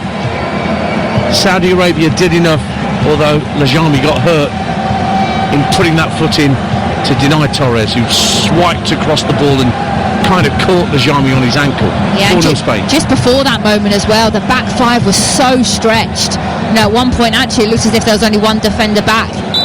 I think that's the balance that Saudi Arabia have right now. I think actually they look as if they've gone into a back four, which is good. There's two sitting now and they're more of like a kind of front three, and that's good to see. I mean, yes, they're 4-0 down, but at least have a little bit of a go. If you're going to lose the game, then at least show a little bit of positivity, or maybe a game plan that you're going to take into the final game. Ball's out to the left-hand side of the Spanish defence. Cucurella finds Nico Williams. First chance for him to get involved. Plagued by injuries. He's had a sports hernia problem and a hamstring strain. He's only completed 4 games all season. Nico Williams for Athletic Club. Here come Saudi Arabia with Nasser Al-Dasawi out to the left-hand side. Mandash fresh onto the field. I mean, what do you think of that, just out of interest? A player that's not even really played 4 games is getting picked for a World Cup. I mean, when there's other players that potentially played a full season. Do you think he's that good? Well, he is lively. I mean, he's a really tall, languid stride of a player. But it goes back to what we were talking about. If my opinion counts for anything, it's the number of times that England have gone into World Cups where we've been having to lay our hands on an image of Wayne Rooney's foot to see if we can somehow magically repair his metatarsal, or David Beckham. How many times have we had the debate on TalkSport, why are we taking such and such a player when they're clearly not fit? I mean, I understand it if it's a nation where potentially they're struggling with actually selection of players, but I think Spain must have enough talent. I mean, Nico Williams, I think he is one of Spain's best players, but if you're telling me he's only played 4 times all season, then that to me is actually a little bit of a shock. Completed 4 games. Yeah. He'd have played more than that, but in terms of lovely ball through to Ferran Torres, flicks it around the goalkeeper and wide. It's a lovely ball from the left side of midfield through the middle for Ferran Torres to run onto. Marino getting involved, super pass from the Arsenal man, but Torres couldn't convert it. The subs straight away have got involved. It's a great timing of the run. It's just the execution now has to go round the keeper, try to toe poke it down the right hand side, fake to shoot, chop round him, and then it's an open goal for you on the left foot. So that's what I would have done. There speaks an England striker in Tashtawi. That's how it should be done. Just over 25 minutes to go on TalkSport. Spain 4-0 up against Saudi Arabia. Well, that's well won back on halfway for Saudi Arabia.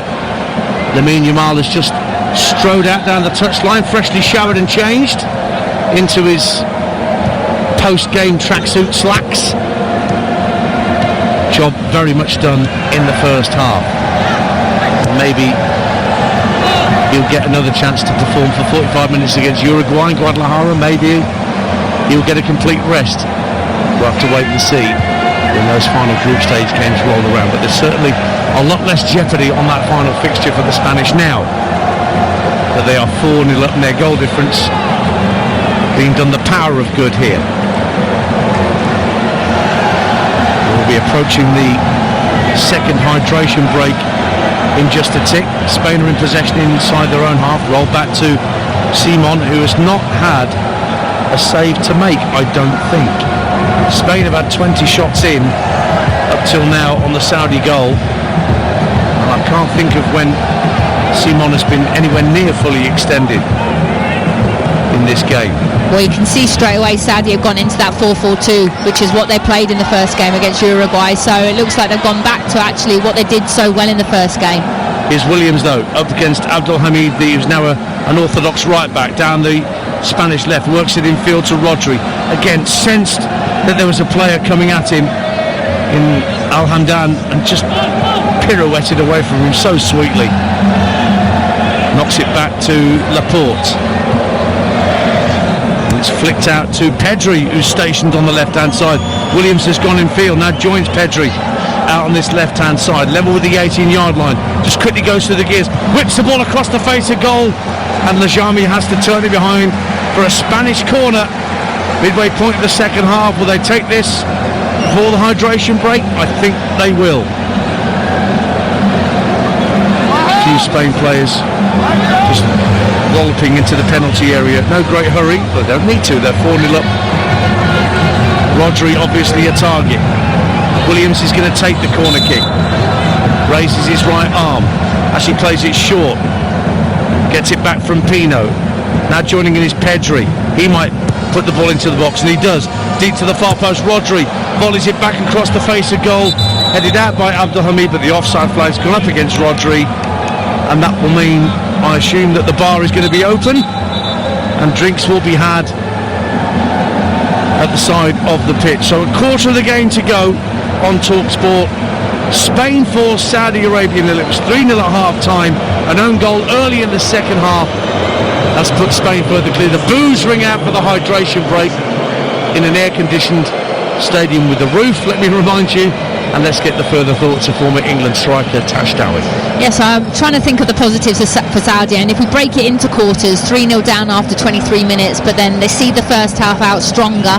I think that the own goal is really unlucky, the way that they started this second game, but again, I've gone back into that 4-4-2 and have looked a little bit, without causing much of a threat going forward attacking wise, have looked a little bit more secure defensively, been able to maybe cover ground, pick up players, been able to affect the ball, and the Spanish probably haven't been able to create as much as they would have liked. I do think that a lot of that is to do with Yamal and personnel going off as well, who have more of a threat, but whatever the manager has said at half time, I think has definitely had a positive effect. But for me now, what I want from Spain is more. I want that ruthlessness.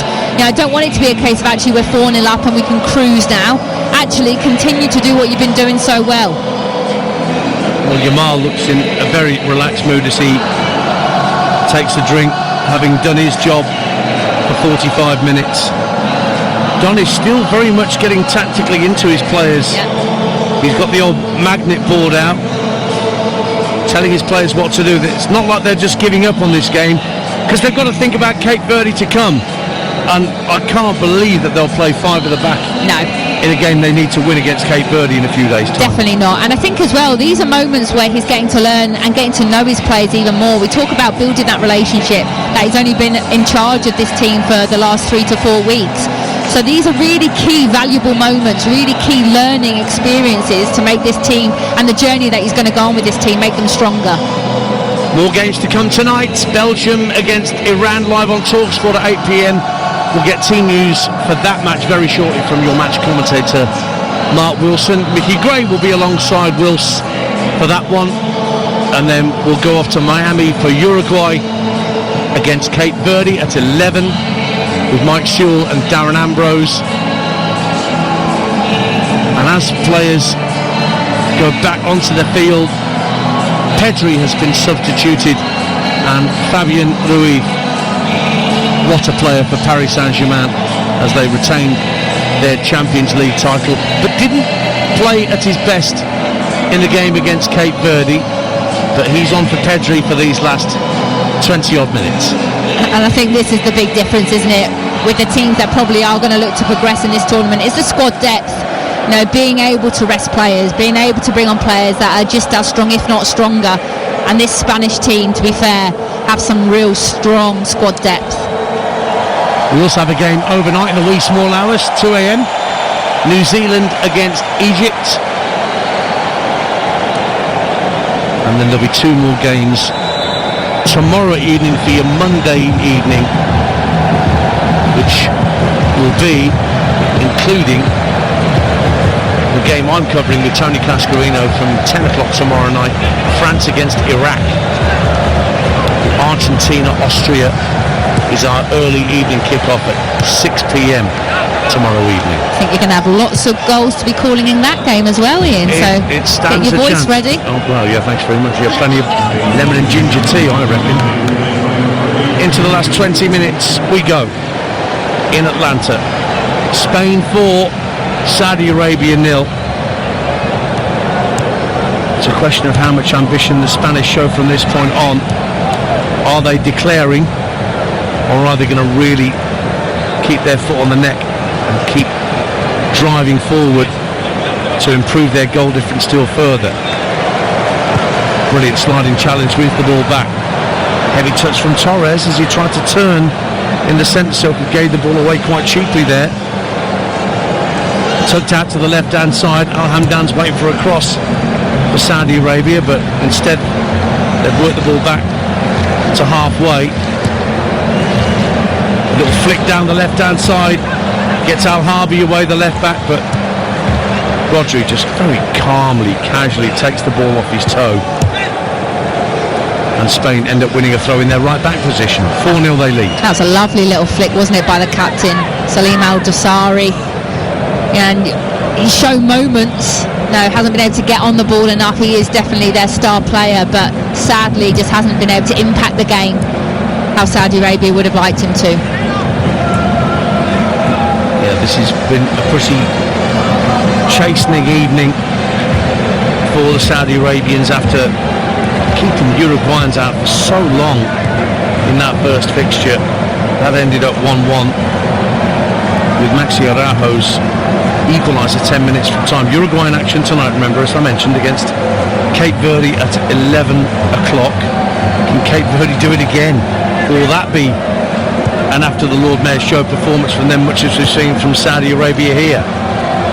Spain play the ball forward, 17 to go, 4-0 they lead. Williams keeps the ball away from the challenge on the right hand side. It's picked up by Fabian Ruiz, fires the ball into the feet of Nico Williams. Good challenge on the right hand side. It's a throw though to Spain. On this near side it was Mohamed Abu Al-Shamat that got the challenge in. He played in the first game from the start against Uruguay, coming on as a substitute tonight. Now right hand side, Pino gets to the corner of the penalty area, drills the ball along the deck into the area, looking for Torres, very easily cleared, but one back and sent back out to the right hand side in Jeremy Pino. Steps inside his man, tried to feed it in field, couldn't find his man. See, that's the difference though, Ian. Ball goes out to Pino there in acres of space. The ball is really nicely weighted where he can deliver it first time. Decides to cut back into the numbers, and if that's a Yamal, you know as a number 9, the ball's coming in early. Spain have never started a World Cup by getting back-to-back clean sheets. That's what they're heading for here. And certainly Saudi Arabia are showing no signs of engendering any panic in that Spanish back line. Just over a quarter of an hour to go on TalkSport. Belgium, Iran to come next at 8 p.m. So just under an hour and a half's time. Bring your team news from that very shortly with Mark Wilson. Ball is with Laporte inside the Spanish half of the field. Plays it short over the halfway line for Williams, who gives it back to his centre half.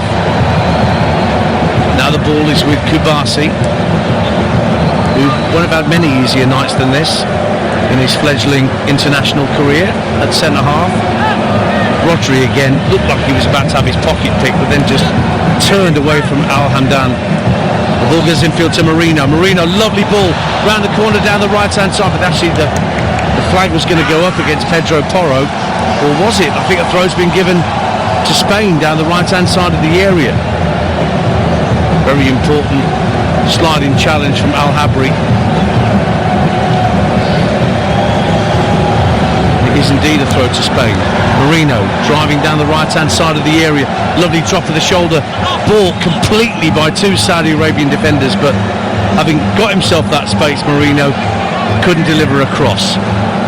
And there's a lot of pressure as well on these subs that have come on, because they know the players that have actually replaced them today have had an absolute worldie. So now they've got 20 minutes, 15 minutes to kind of showcase actually what they're about to try and get themselves back into the team. Some teams like to go off like a cannon at the start of the World Cup. Some like to build slowly. It's always the Italians for me that are the masters of growing into a tournament game by game. Maybe that's the Spanish plan for these championships. Saudi Arabia in possession. Cano inside the centre of the Spanish half, but they're forced to go back to Abdul Hamid, the right back on halfway. Cano again tucks it out to this near side of the right, and Al Shamat just trying desperately to find a gap in that Spanish defence to thread a ball through. Lajami hits a long raking crossfield ball, but that's comfortably dealt with at the back by Porro, headed out of play for a Saudi throw. 4-0. Yeah, that's better for me with the triangles, but then actually I don't think they have to force that big long diagonal ball. Just keep playing the pockets, keep playing the triangles, possess the ball, get players touches who haven't had touches that much during this game. I think that's where Saudi sometimes get a little bit too excited or frustrated or feel as if they have to force the ball or get a shot, rather than actually thinking we're 4-0 down, there's 15 minutes left, possess the ball and try and kill Spain's momentum. Cucurella sends a long hopeful ball up to halfway, but it's nowhere near Ferran Torres. 13 minutes to go. Nasser Al-Dasari knocks it back into midfield. Now a touch for Lajami. Oh, that's a poor ball, trying to float it out to this near touch line, but it goes over the head of Abdul Hamid. And that's a prime example, Ian, isn't it? You know, has all the time in the world, can just turn back, recycle, give it to the keeper, keep possession. Why are they forcing these things? And this is going to be a game where they're going to have to look back, analyse, and really kind of try and have to pick out how they're going to perform better, because if they perform like this, they're not getting a result in the next game. Nico Williams loses out in a challenge on halfway, but Spain get the throw. Taken quickly, Fabian Ruiz looks up, drives it in from the left-hand side, chested down by Rodri, looking threatening, and Marino there too. Pirouettes around, will lay it back to Rodri. Marino again, centre of the Saudi half. He was losing his balance and fell to the floor and wanted a free kick that was not given. Meantime, Salam Al-Dasari comes downfield for Saudi Arabia. Plays a short 1-2 with Cano, then gets the ball taken off his toe quite brilliantly on halfway, and the ball's fed through to Ferran Torres, tries to lay it back in field, but intercepted by Saudi, and both teams guilty of squandering cheap possession at the moment. Yeah, when I look at Torres, who's come on, Moreno, I actually think they've been really poor in possession, if I'm being honest, Ian. Haven't kept the ball well enough. Nico Williams probably hasn't done enough when he's got on it or tried to have a go. You know, for me, this is a massive opportunity, like I said earlier. Do you want to get a starting spot in the next game for Spain? Right now, that's not going to be the case. Don't tell me, show me. It's what managers used to say to players who were constantly knocking on their door, wanting to be selected. I think Baena's giving Luis de la Fuente food for thought with his performance. Yeah, he's starting, 100%. You think so? Okay. Yeah, I think he's definitely got a starting spot. I mean, Yamal, again, it's whether or not they want to risk him, but Baena, for me, has shown a lot more in that kind of first half than the two who started the first game have. 10 minutes to go on Talk Sport in Atlanta. Spain 4, Saudi Arabia 0. Can Spain get more? Can they really boost their goal difference? They do look like they're going to keep a clean sheet. I've seen no indication that Saudi Arabia are going to pressurise, although they pick it up now with Al Hamdan. He's going to drive it goalwards, and for the first time Unai Simon has to make a save, and it was not exactly a regulation save, just down to his left hand side, but he made it look comfortable all the same. 4-0. Yeah, he did. And you know, as a keeper, that's really tough when you've got 80 minutes during the game having no involvement whatsoever really with regards to saves wise.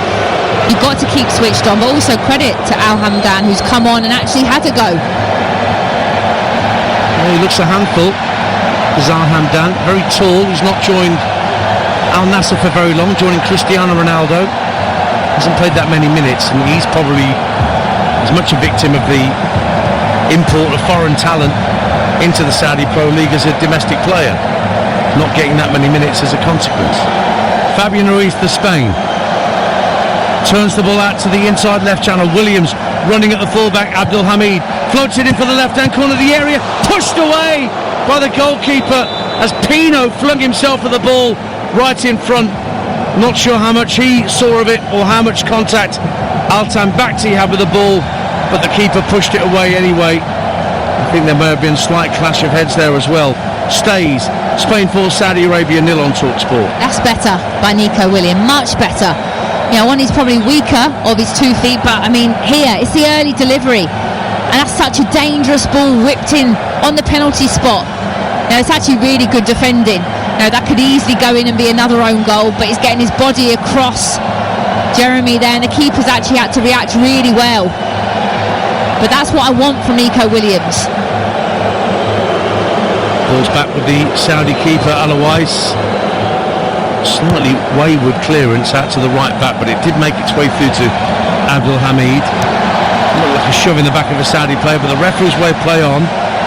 Al Shamat is fouled by Kukureya. Free kick to Saudi Arabia, who really have got to pick themselves up rapid and get themselves ready for a game against Cape Verde. And it all depends on what Cape Verde do later. Remember, that's an 11 o'clock kick-off tonight on TalkSport. Mike Shawlan, former England under-21 midfielder Darren Ambrose will guide you through that one. And if Cape Verde get a point out of that game, they'll be in a slightly more advantageous position than Saudi Arabia, just by a point. But there's still the potential for George Astonis's side to end up with 4 in this group and be one of the best third-place teams. And I think there are positives they can take from this. I know it sounds crazy to say when they're 4-0 down, but if you break this game into quarters, the first kind of quarter is a quarter that they absolutely cannot allow to happen again.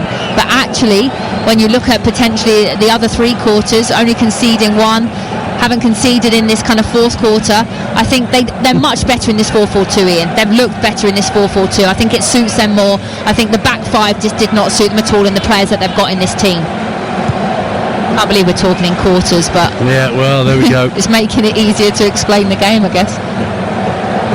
Here is Altan Bakhti on halfway for Saudi Arabia. Tucks the ball up over halfway. Al Hamdan tried to keep hold of it. They've lost out. Spain have it in the centre circle with Nico Williams. Turns away from a challenge. Fabian Ruiz just casually steers it out to Porro. I'm sure Spurs fans will be very happy that he signed an extension following the club's survival. They can't possibly finish that low again, can they? Fixtures are out. Remember, go to TalkSport.com. All the Premier League fixtures you can find for your team. Can't wait. Got my diary out. Put all the fixtures in. I've got to wait until this week for the EFL fixtures to come out. We'll keep you fully up to date with Championship League 1 and League 2 when all those fixtures come out later this week. West Ham against Millwall. Anybody? That will be fun.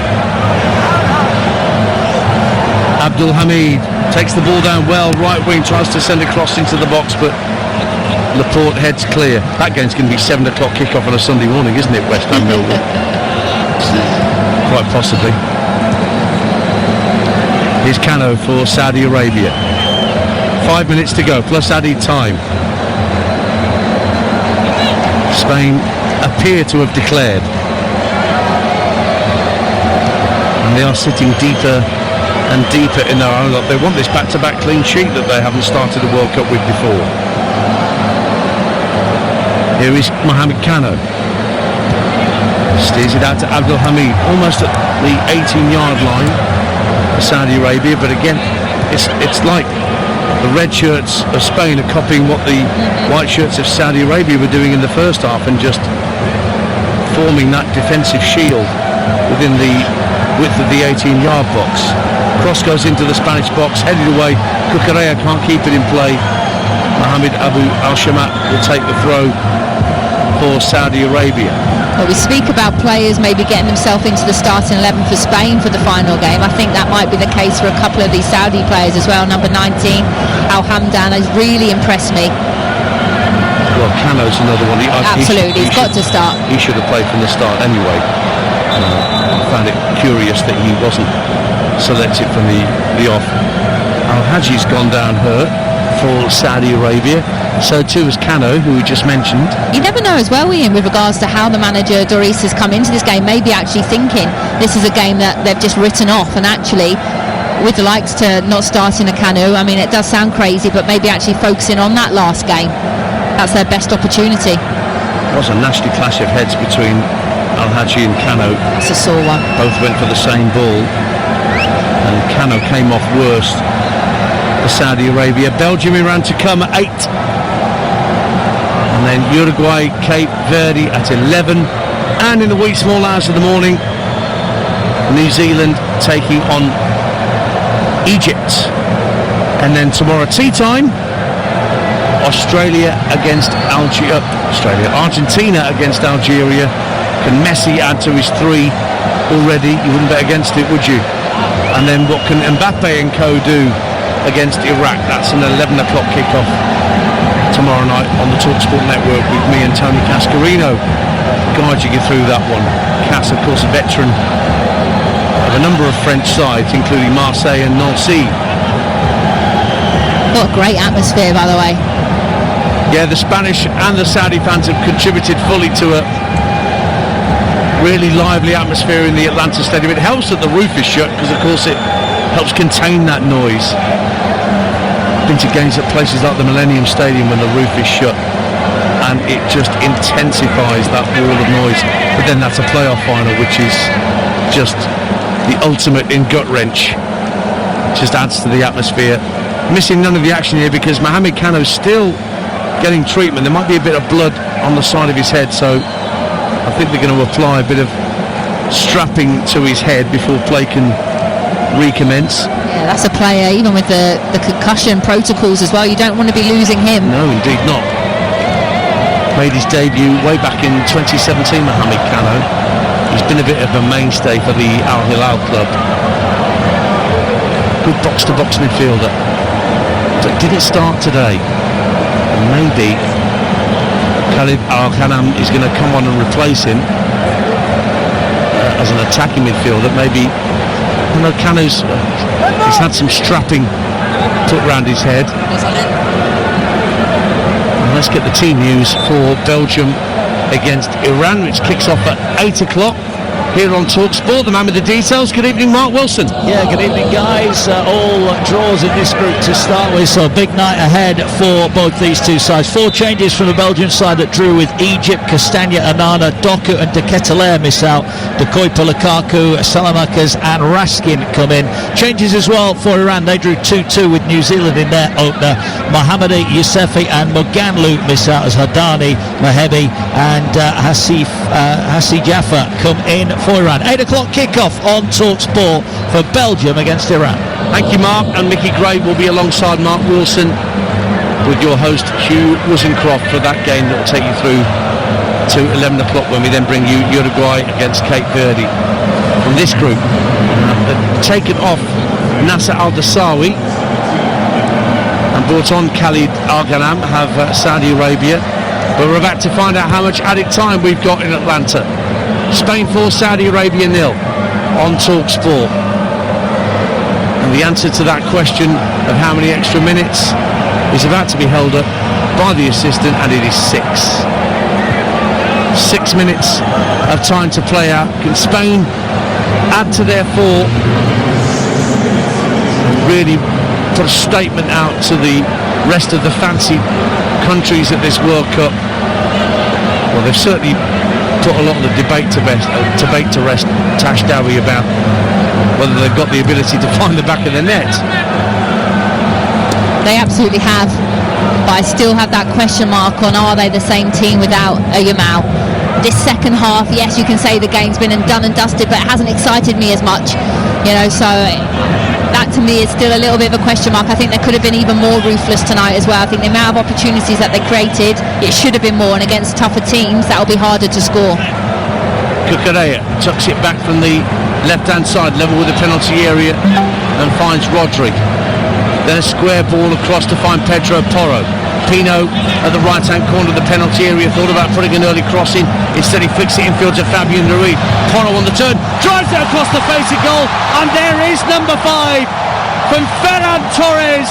They've left it until stoppage time to put the final goal in, and it's Ferran Torres who came on at half-time, hasn't had many chances right in front, but the Barca man gets his 25th international goal.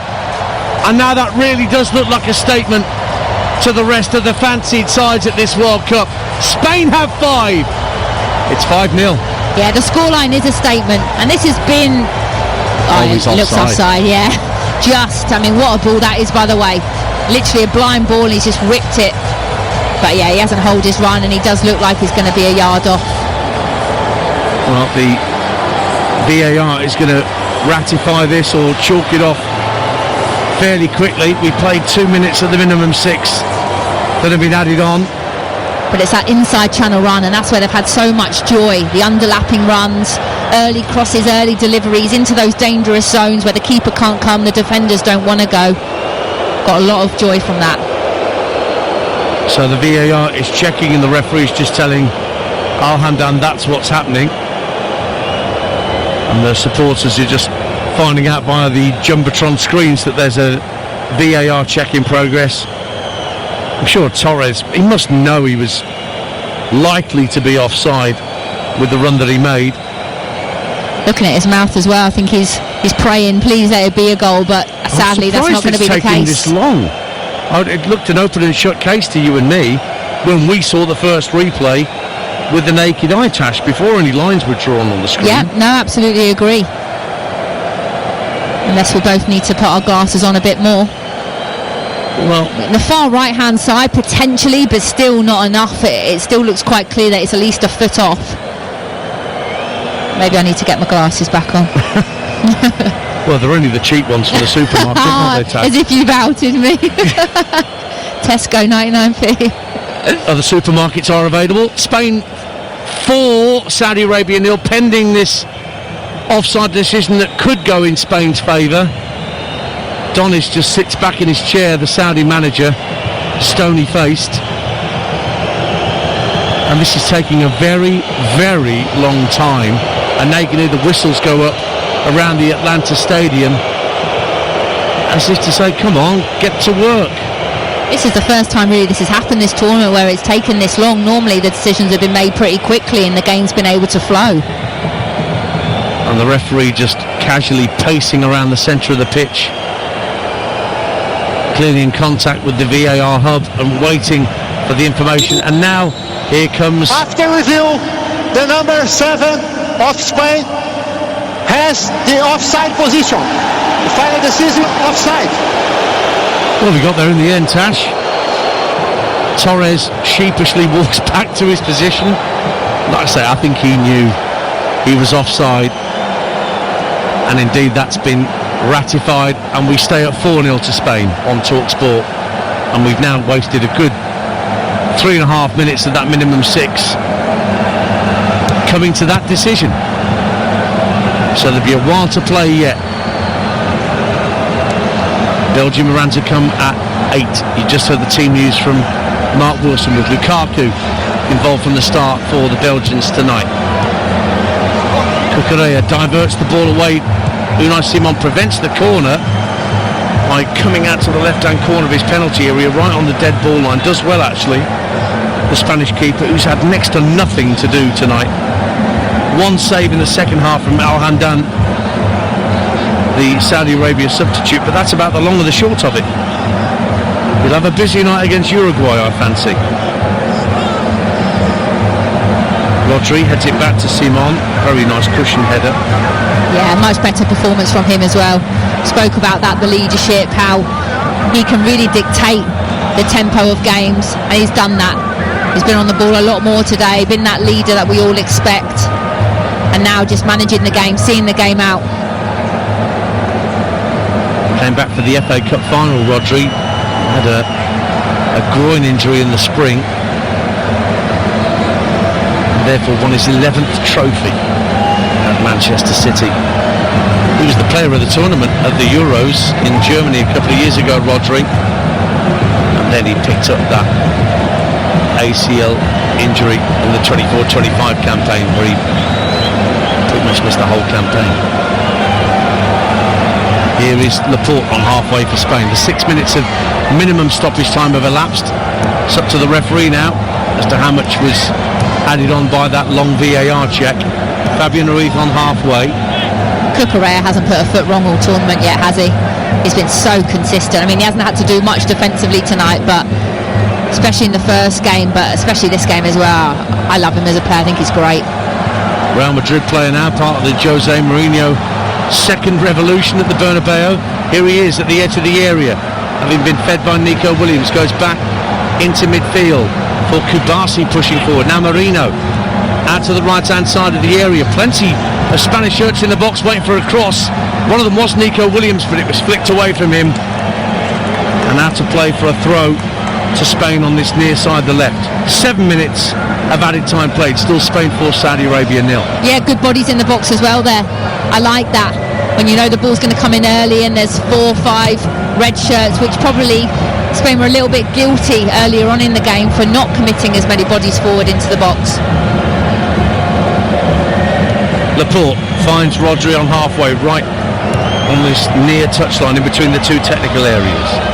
Now Nico Williams, who's got some important minutes into his legs with this substitute appearance in the second half. Remains to be seen whether he has a more prominent role against Uruguay and indeed going further into this tournament. Spain coming forward down the right hand side now with Fabian Ruiz. Turns the ball in neatly to Marino, right hand corner of the area, tried to wrap his foot round a left foot shot, was blocked at source, and the referee blows the whistle. Handball, but in actual fact that signals the end of the game, and nothing for Spain to worry about now after the ignominy of being held by Cape Verde in their first game. They have sliced through Saudi Arabia. They were 3-0 up by half-time. Lamine Yamal on his return to the starting lineup, duly obliged with a goal on 10 minutes. A brace from Oyarzabal to make it 15 goals in 15 caps, made it 3-0 before we'd even had the first hydration break. It was an own goal that put Spain further clear at the start of the second, as Altan Bakhti diverted Cucurella's goal-bound shot that came off the goalkeeper, off the defender and in. But that was the sum total of it. But the Spanish newspaper headlines will be far kinder to their charges in the morning than they were a few days ago. Back-to-back clean sheets for the first time ever at the start of a World Cup for the Spaniards. They beat Saudi Arabia in Atlanta by 4-0.